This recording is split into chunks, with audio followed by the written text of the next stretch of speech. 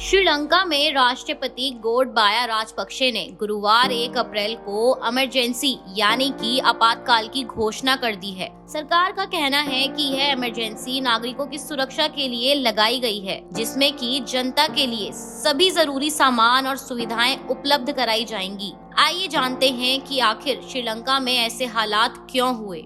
श्रीलंका में महंगाई का दौर इस कदर है कि खाने पीने के सामान के दाम आसमान को छू रहे हैं। देश अब तक के सबसे बुरे आर्थिक संकट के दौर से गुजर रहा है, जहां एक तरफ दूध की कीमत 325 रुपए प्रति लीटर तो आलू 215 रुपए किलो बिक रहे हैं। पेट्रोल और डीजल के लिए पेट्रोल पंपों पर आर्मी उतारनी पड़ी। देश में 2 बड़े अखबारों को इसलिए बंद करना पड़ा कि देश में पेपर की कमी है। पेपर की कमी का आलम इस कदर है कि बच्चे परीक्षा तक नहीं दे पा रहे हैं। आर्थिक स्थिति में ठीक ठाक कर रहे श्रीलंका पर अचानक यह स्थिति कैसे आन पड़ी, आइए जानते हैं। पहला कारण तो यह है कि कोरोना की वजह से दुनिया के सभी देशों को आर्थिक संकट से जूझना पड़ा था। श्रीलंका भी इस संकट में ऐसा फंसा कि उससे अभी तक उभर नहीं पाया। श्रीलंका अपने टूरिज्म सेक्टर पर ज्यादा ही निर्भर रहता है।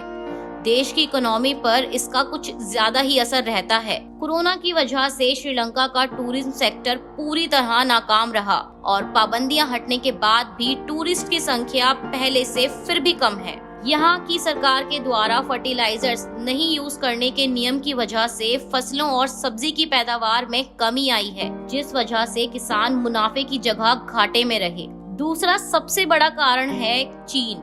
जी हाँ, चीन ने श्रीलंका को अपने जाल में कुछ इस तरह उलझाया है कि श्रीलंका उसमें उलझता ही चला गया। समय की सुई को थोड़ा पीछे धकेलकर थोड़ा पीछे के समय में चलते हैं। साल 2007 यही वो वक्त है जब चीन पहली बार श्रीलंका में अपना जाल बिछाना शुरू करता है। महिंद्रा राजपक्षे की सरकार ने हम्बनटोटा पोर्ट बनाने के लिए चीन से पहली बार कर्ज लिया। यह पोर्ट 2010 में बनकर तैयार हो गया। इंफ्रास्ट्रक्चर के लिए चीन ने श्रीलंका को $5 बिलियन का कर्ज दिया। धीरे धीरे ये कर्ज बढ़ता चला गया और साल 2016 में चीन अपने दिए पैसे की मांग करने लगा। कर्ज ना दे पाने की वजह से श्रीलंका की सरकार को हम्बनटोटा पोर्ट 99 साल के लिए चीन को $1.2 बिलियन की कर्ज माफी के बदले देना पड़ा। कोलंबो में आयोजित 18वें बिम्स्टेक सम्मेलन में भारत के विदेश मंत्री एस जयशंकर ने श्रीलंकाई विदेश मंत्री से मुलाकात की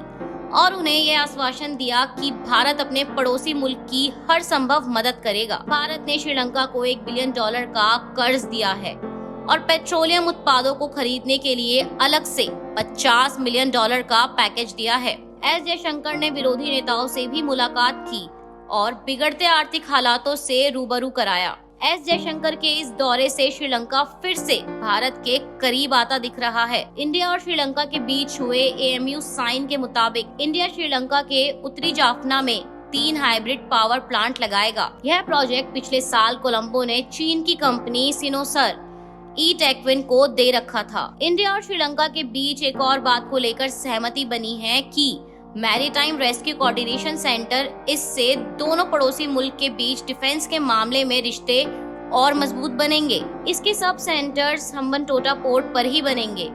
इन सब के लिए भारत ने श्रीलंका को अलग से $6 मिलियन दिए हैं, यानी कि 45 करोड़ रुपए। पिछले कुछ दिन पहले ही श्रीलंका भारत से 3 डॉर्नियर एयरक्राफ्ट अपनी सेना में शामिल करने के लिए खरीदे थे। साथ ही AMU समझौते में इस डील पर भी साइन किए गए। श्रीलंका भी भारत जैसी यूनिक आइडेंटिफिकेशन सिस्टम यानी कि आधार कार्ड वाले फॉर्मेट जैसे आइडेंटिफिकेशन सिस्टम अपने यहाँ लागू करेगा। एक मीडिया रिपोर्ट के मुताबिक श्रीलंका ने $1 और बिलियन की मांग की है। भारत के साथ ही चीन और IMF से भी मदद मांगी है। फिलहाल इन सब में भारत ही श्रीलंका की मदद के लिए आगे आया है। देखा जाए तो श्रीलंका चीन के जाल से निकलकर फिर से भारत की तरफ रुख कर रहा है। पहले भी कई मौके आए हैं जब भारत ने ही श्रीलंका का सहयोग किया। ये बात श्रीलंका का एक बच्चा जानता है।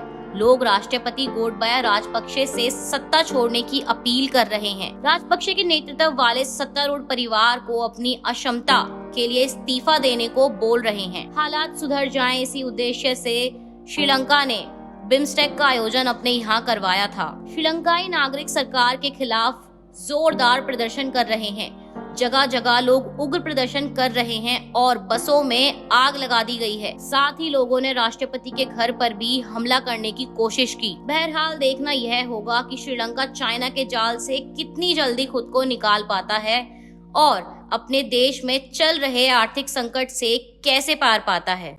ऐसे ही और वीडियोस देखने के लिए सब्सक्राइब करें विजन।